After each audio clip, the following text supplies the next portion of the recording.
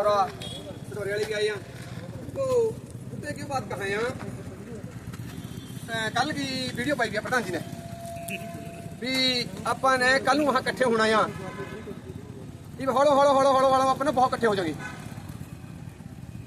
तो इब जौन जौन से भी ऐरे ते दूर दे उन्होंने भी बेनती करी है भी भाई प्रधान जी आवांगे फिर क्या डिसीजन ले हैं, उसके बाद दोबारा फिर कल पावांगे भी अपन ने वहां दोबारा फिर करवा जौन सी जमीन पर मैं आज कह रहे भी हम कब्जा करके वहाँ कोई कंधा तो ना करे नहीं आए हैं, जमीन वहीं पड़ी आ, बंदे वहीं आ, प्रशासन वाले फिर आ जाएंगे, हम होर ज्यादा इकट्ठे होंगे। फिर कहना बारी आपको अपनी की नेड़े की दूर, इस बारी नूं नहीं आन देना अपन ने अपनी अपनी नूं, क्यों ना हम पहले ही एक जगह ही सामने इसनूं और वह जमीन सारी गरदौरी कर रहे हैं, करवान पड़ा वाले भी कुछ बंदा के नाम गरदौरी आ और मुश्तरका मालकाना पंचायत के नाम की गरदौरी नहीं है। तो भाई प्रशासन पता नहीं कौन सी कमेटी नूं लेकर वहां से गया या सुप्रीम कोर्ट के ऑर्डर भी नहीं मनने हैं, वो भी इन्हें दरकिनार कर दिए। इसका मतलब तो फिर ने जो छोटी मोटी कमेटियां यहाँ सरकार ने बनाई हुई ने सुप्रीम कोर्ट के भी ऊपर होगी। इस करके भाई बेनती है थानू प्रशासन के पास ऐसा कोई अधिकार है जो मेरा खुदा मारे? क्या पुलिस प्रशासन के पास जो प्रशासन अपने आप को कह रहा है भी मैंने लॉ एंड ऑर्डर की स्थिति मेंटेन रखनी है, क्या इनके पास ऐसे आर्डर थे ड्यूटी मजिस्ट्रेट के कि हमारी पगड़ियां कारका टूटे मार मार कर रोड़े जाए? ये सवाल है, मैं पूछने हैं मैंने। और मैं ये भी कहना चाहूंगा कि लड़ाई बंद नहीं होगी, जो काग दृष्टि हमारी जमीन के ऊपर है। सुप्रीम कोर्ट के ऑर्डर को दरकिनार करते हुए, सुप्रीम कोर्ट के ऑर्डर की अवहेलना करते हुए हमारी जमीन के ऊपर कब्जा लेने का प्रयत्न किया गया। अब यो कहना चाहे जो जमीन कल भी भारी थी, आज भी भारी है और कल भी भारी रहे। अगर प्रशासन कहे मैं कल बन गया किसानों की जमीन खोज लूंगा, भूल जाए जो होया क्यों अच खड़ा। जो बताना चाहे कल प्रशासन गया था, कल कहता आया कमिटमेंट करके आया अपनी गल, कह रहे कोई बात नहीं, आला अधिकारियों की गल बात करो, उसके बाद अगला डिसीजन लिया जाएगा। मतलब के झूठ बोलने का ठेका हमारे प्रधान जी कहेगा भी जितना बड़ा अफसर उतना बड़ा झूठा। तो जितने कुर्सियां के ऊपर बैठे लोग हैं ने इस बात का हवाला देगा जी हमारी तो नौकरी का सवाल है, हम क्या करें, हम उनको ऑर्डर बजाने हैं। देखो कमाल की बात है, जनता के सेवक कह रहे हम सरकार के नौकर हैं, पैसे हमारे तनख्वाह हमारे दिए हुए टैक्स माते ले रहे हैं, क्योंकि सरकार की कल वहां प्रशासन आया ड्यूटी मजिस्ट्रेट को सवाल कर कह रहे जी मैं तो कमिश्नर कोर्ट के ऑर्डर बजाने हैं। उन्होंने कहा जी कमिश्नर बना कि सुप्रीम कोर्ट बनी, जो सुप्रीम कोर्ट की डबल बेंच की ऑर्डर है, कह रहे हम नहीं उसको देखते हैं। मतलब कि इस बात की सिद्ध हो रही है जो सारा प्रोपोगंडा प्रशासनिक और राजनीतिक लोगों के दबाव में कर लिया गया फैसला है। सो हम जो राजनीतिक लोगों को भी कहना चाह रहे हैं कि जमीन के ऊपर गीत दृष्टि रखनी बंद कर दो, जो किसान की जिंद और जान है। और करवानपुर का जो कमाल की, और एक बात और देखो, जो करवानपुर का मसला है, जो अपनी संघ की खेवट है, जो सांझी खेवट है अपनी बड़ी खेवट माने कटी हुई जमीन है लगभग 10.5 किले।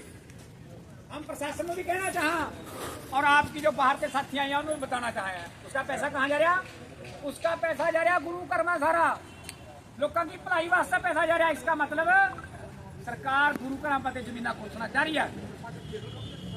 और कमाल की और बात देखो, सरपंच हुआ चाहे म्यूनिसिपल कॉर्पोरेशन का एमसी हुआ, हमारे केयर टेकर हैं, माने वोटा भाई ये अपने आप इसके मालिक लगे समझना। गांव करवानपुर के सरपंच के पास इतनी हिम्मत नहीं हुई भी मैं अपनी गांव गल खड़ूंगा, वोटा भाई कौन है सरपंच बनाया, कौन है ना तो उसको वीडियो सरपंच बना आई, ना सरपंच बनाया पंचायत सेक्रेटरी ने, ना सरपंच बनाया किसी प्रशासनिक अधिकारी ने, ना इस बात को सरपंच बनाया कौन है।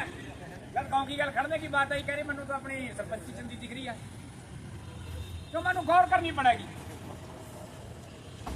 कि ने हमारे द्वारा चुने हुए नुमाइंदे पंच से लेकर सरपंच एमएलए एमपी जितने भी लोग हैं ने कभी थारी बात नहीं करने के, वोटा मरपा ले जाएंगे कुर्सियां में हम बैठावेंगे, जब थारी गल खड़ने की बात आवा फिर कुर्सी प्यारी हो जाए। तो ये बात सोचने की लोग जे सरपंच कह दिंदा ਅੱਜ ਆਪ ਸਭ ਨੂੰ ਪਤਾ ਹੀ ਹੈ ਬਈ ਕਿਸਾਨਾਂ ਨਾਲ ਕਿਸ ਤਰ੍ਹਾਂ ਧੱਕਾ ਕਰਿਆ, ਜ਼ਬਰਦਸਤੀ ਜ਼ਮੀਨਾਂ ਖੋਹਣ ਪ੍ਰਸ਼ਾਸਨ ਆਇਆ ਔਰ ਧੱਕਾ ਮੁੱਕੀ ਕਰਿਆ ਕਿਸਾਨਾਂ ਨਾਲ, ਕਿਸਾਨ गिरफ्तार करे, ट्रैक्टर लेके ट्रैक्टर दिन सरकार ने प्रशासन ने मिलकर सरकार का प्रॉपर्टी डीलर कह लो इनू अज कोई गलत नहीं है, इन प्रॉपर्टी डीलर ने हमारी जमीनों को खोने वास्ते धक्के से हमारे किसान साथी गिरफ्तार करे हैं। सबसे बड़ी दुख की बात यह है कि अज प्रशासन की तानाशाही इन्नी होगी, कोर्ट सुप्रीम कोर्ट के फैसले में भी कुछ नहीं मानता। जो सुप्रीम कोर्ट का फैसला जितनी भी पत्ती सामरात या मुश्तरका मालकान कई तरह की जमीन है, सुप्रीम कोर्ट का सीधा आदेश है ये किसानों की जमीन है, किसानों में तकसीम हुई थी। उसके बावजूद हरियाणा सरकार ने फिर अपील पाई, सुप्रीम कोर्ट ने इनकी वो भी अपील खारिज कर दी। उनकी कापियां हमारे पास हैं, हम कागज लेकर आए भी बात करो हमारे साथ, आप अपना हक दिखाओ, लेकिन कोई बात नहीं करी। पुलिस ने और प्रशासनिक अधिकारियों ने बड़े गुंडागर्दी करते हुए हमारे किसान चकले बात नहीं करी। हालांकि यही जी कम किसान करते हैं, मजदूर करते हैं, उन्होंने कहा जा सका चलो अनपढ़ता इन्ना पता नहीं था, इन्होंने गलती होगी, इन्होंने पढ़ा लिखा क्या कहा भी गलती होगी। एक सोची समझी चाह रहा सारी जमीन के पीछे की जेडे अज सुप्रीम कोर्ट के आदेशों को नहीं मानते, गुंडागर्दी कर रहे हैं, उनसे आप उम्मीद क्या रख सकते। और दूसरी सबसे अहम बात, सबसे बड़ी बात यह है कि पंचायत का जन्म 1950 के बाद होया, उससे पहले तो कोई पंचायत नहीं थी। सानू सारे किसानों को पता कि जमीन के मालिक किस तरह बनोगे भाई, दो ही तरीके हैं, या तो बाप दादे की विरासत होगी, सगे संबंधी की विरासत होगी, या भाई मूल्य के मालिक बन सका, होने का कोई रास्ता नहीं। पर इन्होंने जब इन्होंने हमने पूछा भी भाई पंचायत 1950 के बाद बनी था, कहा पंचायत की जमीन है, पंचायत का दिखा दो विरासत का इंतकाल भी पंचायत का बाप दादा था, पंचायत को दे गया या पंचायत ने इससे खरीदी थी। लेकिन कोई बातचीत ना करके सिर्फ गुंडागर्दी करके ना जी ना पंचायत की, हाँ जी हाँ पंचायत की, बस डंडे के जोर पर कर रहे हैं। लेकिन ये इस तरह की गुंडागर्दी नहीं सहन होगी, ना ही होने कर। तो मेरी बेनती है हमारे जितने भी साथी हैं जल्दी से जल्दी उन्होंने रिहा करो, हमारे ट्रैक्टर छो, और अगर बात करनी टेबल पा के बात करो, उड़ा के बात कर लो सबके सामने, दिखाओ अपने दस्तावेज जमीन के, हम अपने दिखावे। तो ज्यादा सामने आके बातचीत करो, हमारे साथियों छो, हमारे ट्रैक्टरों छो, नहीं फिर किसानों के विरोध का सामना करना पड़ेगा। मैं हुण भी दावे से कह रहा भी किसानों का सेक सहन नहीं होगा। फिर सर क्या देख लियो, हुण थारी मर्जी है, प्रशासन की मर्जी है भी इन्होंने धरना प्रदर्शन देखना या सड़क जाम देखनिया या बैठ के बातचीत करनी है। जो घर पर कोई है दस्तावेज अपनी जमीन का तो लेगा आवे, को रिहा किया जाए बावजूद, और सरकार प्रशासन है वो टेबल पर आकर टॉक करे, जिसकी उन्होंने कल वादा किया था। अगर नहीं करती सरकार तो धरना प्रदर्शन जारी रहेगा जी, अगर आपने आदमियों को नहीं छोड़ा आपके, तो ये धरना प्रदर्शन बड़ा होता चला जाएगा जी। आज कोई हाथापाई हुई? हाथापाई प्रशासन के द्वारा हुई है, प्रशासन ने हमारे किसानों की पगड़ी उछाली, उनके बाल खोले, उनके केसों की बेइज्जती करी, पगड़ी की बेइज्जती करी गई, जिसमें एक पुलिस वाले ने बिल्कुल वीडियो के अंदर नजर आ रहा है जिसने पगड़ी उतरी हुई थी और पगड़ी को टांग मारी है, वो एक अलग मसला है, उसके सिख संस्थाओं से संपर्क किया जा रहा है। ये जमीना हमारी होंद है, पगड़ियां हमारे सिर का ताज है, जे ना हमारे पास जमीना रही ना हमारी पगड़ियां रही, फिर जूने का भी अधिकार बनता कोई नहीं है। इससे बेहतर मर जाना चाहिए, बंदे लकड़ियां मट्टी के जाना चाहिए, और जूने का कोई अधिकार नहीं है। जे हम अपनी जमीना ना बचा सके, जे अपनी पगड़ियां की शान ना बचा सके, तो फिर मैं खुला कह रहा कोई हमारा जुड़े का अधिकार नहीं है। तो एकजुट होने की जरूरत है सारे साथियों को। आज यहाँ से जो फैसला लिया जाएगा, चाहे जमीन द्वार से बने वाला फैसला होगा, आज ही फैसला लिया जाएगा।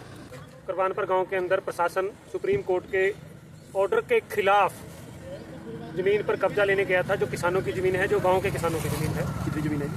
वो 10.5 एकड़ जमीन है टोटल, जिस पर किसान खेती कर रहे हैं और वर्षों से कर रहे हैं। जमीन किसकी है? जमीन किसान की है, गांव की जमीन है, गांव के लोगों की जमीन है। जुमला मालकान पट्टी शामलर देश शामलाट आदि आदि करके ऐसे करके उनको नाम दिए गए हैं। ये पूरे हरियाणा में जमीन है और 8 लाख एकड़ से ऊपर जमीन है।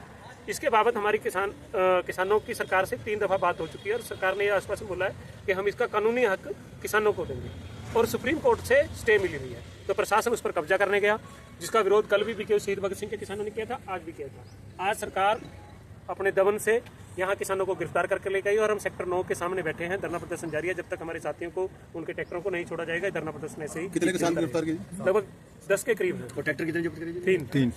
क्या नाम है उनके जो किसानों को जो अरेस्ट किया है? अलग जय सिंह जी, रंजीत सिंह, गुरमीत सिंह जी, बलकार सिंह जी और कौन